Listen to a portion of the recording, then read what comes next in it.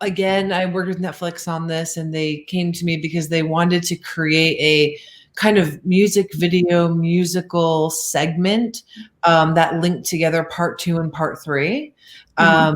And so I wanted to use Sabrina's kind of journey into hell, which happens in part 3, to save her boyfriend. Uh, Mhm. she goes there to save him. So I wanted to kind of tease that and tease the visuals that were coming because they were so good, and that season was so good. And the second to last season before that was done on Netflix as well. So yeah, so we worked on this and kind of came up with this in between story. And of course, the writers of the show were very involved and wanted to make sure that we weren't giving too much away, but we were teasing at things. And then I had seen a lot of frames from the season and had been Mhm. able to see the season early. So we took, the gates of hell and the forest, and we took all these different elements, and Sabrina going after the crown. We took all these different elements from what was going to happen and kind of brought them into the video.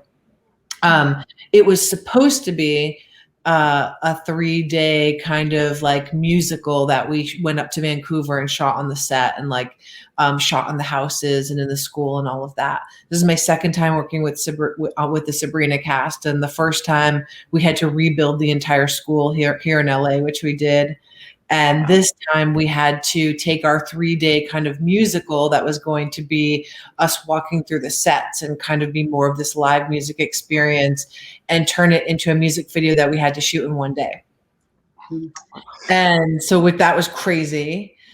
Yeah. And we completely reimagine it. And we did. So we shot on a stage in LA. We had a techno crane. We had that screen that you're looking at is about 30 feet wide, and it is Wow. all these tiny little LED screens. That's all shot practically in camera. All of those screens, all of the things that were happening behind her, except for the forest, which we did build out, the horns and the fire, and that was all this huge LED screen that was built. And they're these little squares, and they snap them together like Legos, and they can make them any size you want. So I'm like, well, if we're going to be in all these places in 1 day, then we have to fake it. And I hate green screen, and I like to shoot practically. And so I'm like, let's just make it into a play. We move different pieces in and out from the screen, and then we build the forest, which we did. And we had like The forest is so dope. yeah, it was fun. So there's the most depth in that shot. Because we were limited by time, and we had to reimagine how we were shooting it.